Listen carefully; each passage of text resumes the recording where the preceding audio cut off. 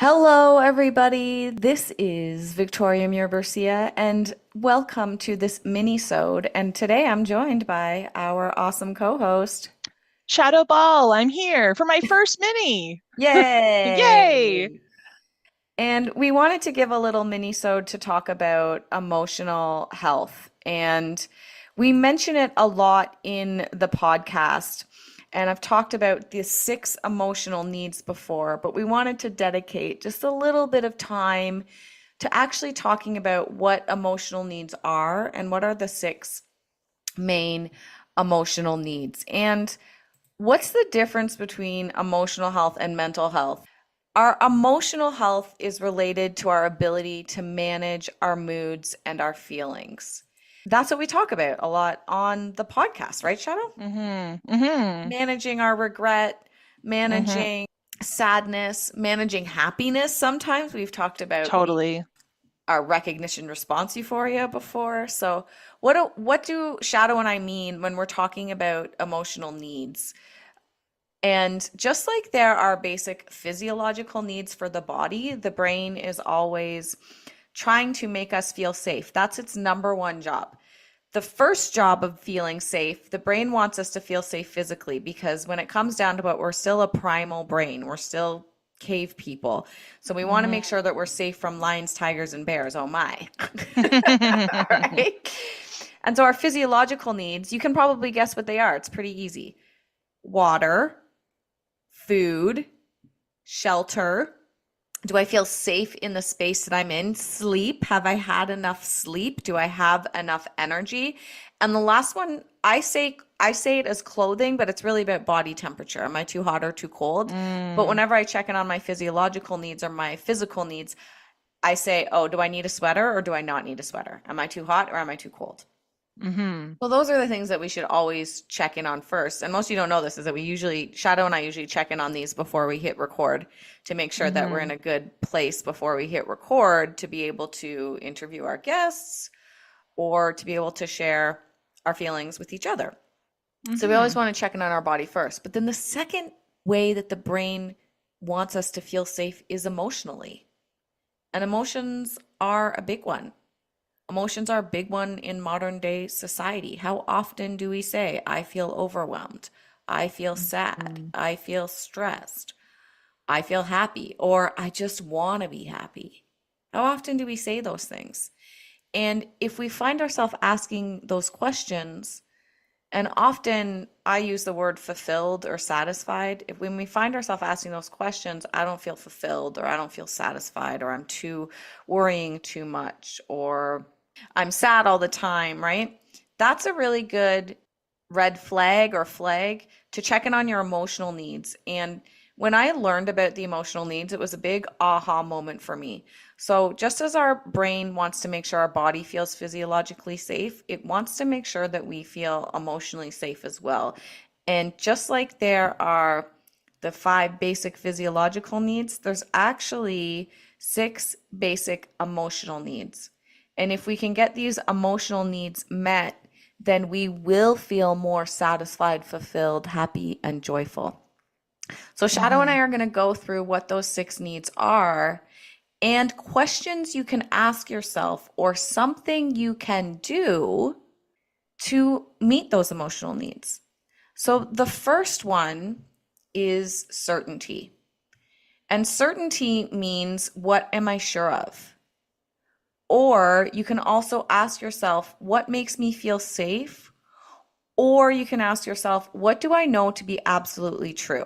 And even a really simple way to do this if you're feeling unsure of something is you can literally tell yourself, I'm sure that 1 + 1 = 2.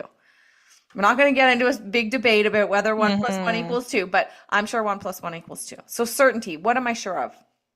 Is the Right. first one. Check in on certainty. The second one is Variety. And so, if you know me, I'm always trying something new. So, this is one of those emotional needs that I hit a lot. And I can actually even feel it in my body when I haven't done something new in a while.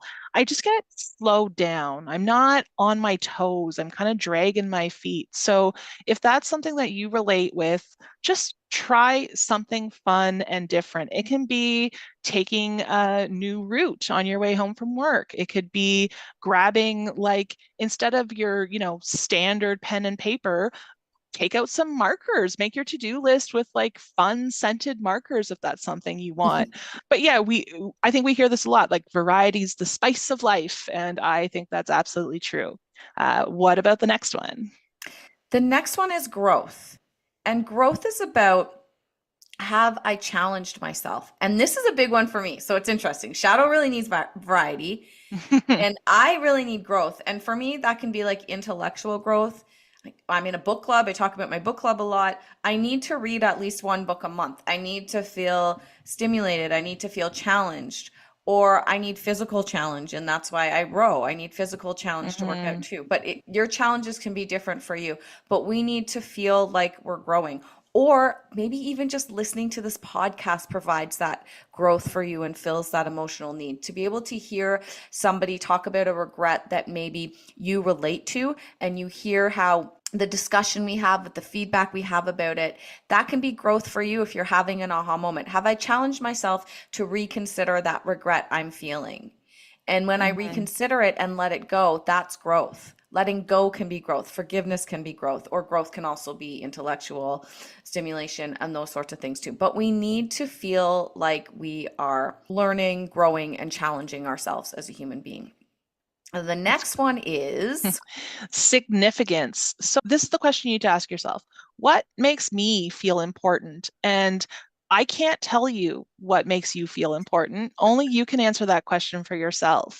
I'm sure there's people who count on you, or even if it's not your direct family, it's just the way you show up in the world. There's always something special about every single person on this planet, and they're all doing something significant. So what is it that makes you feel significant? And if you haven't been doing those things lately, that can also really give you a hint about where you might want to fill in some of your emotional needs. the next one is love. And love is different from significance. Okay? And these two can kind of get like cross-pollinated, and that's okay too. Hmm. But we need to remember that you can feel significant and you can feel love, and they can be separate, right? So love is two things.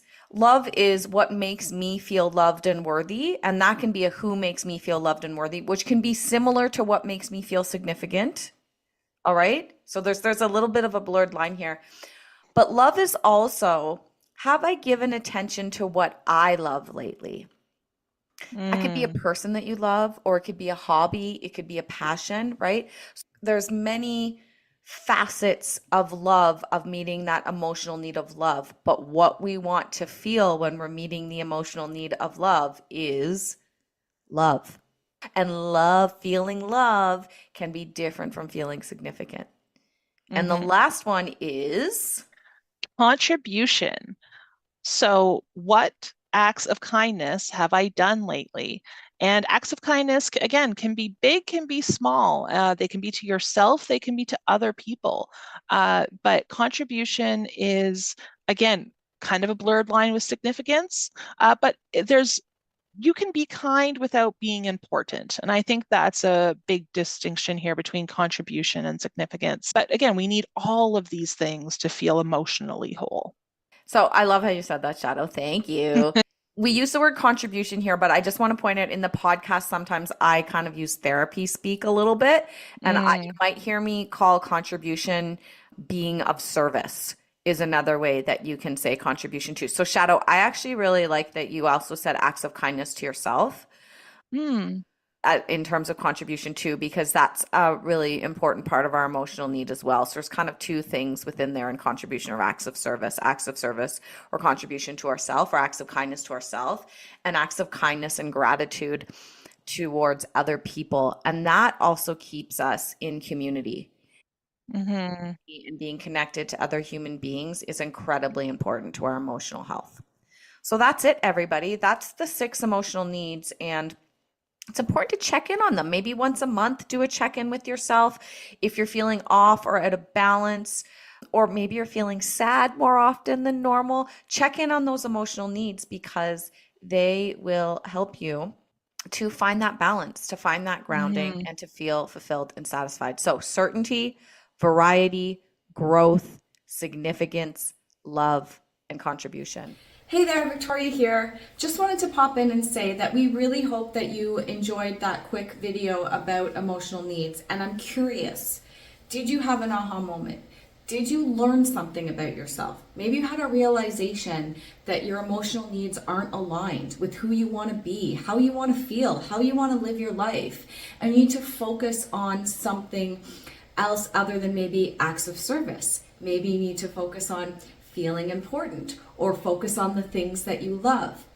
And part of the way that we can do that is learning how to let go of what's holding us back or let go of our old habits. And so Shadow and I have created a tiny course. It only takes about 45 minutes to get through the course to take you through the next step. And that step is letting go. So if you're interested in taking our tiny course that teaches you the 10-minute method to letting go, you can click the button below this video and it will take you to learn more information. For only $27 Canadian, you can learn our method on how you can let go easily and start taking those next steps in your life so you can feel fulfilled, satisfied, so you can let go of the grudges, the anger, the hurt, the regret. And it doesn't have to be hard. So this tiny course is really just a 30-minute video where we explain the process and then a worksheet that you can print out over and over again to help guide you through the 10-minute process of letting go. So you can start to feel more emotionally aligned with yourself, so that you can get unstuck, so that you can let go of maybe whatever's holding you back, so that you can start to move forward, so you can feel satisfied, fulfilled, and happy and live your life the way you want to live.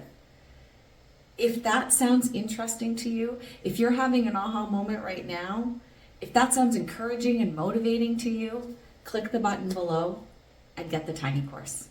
Okay, bye.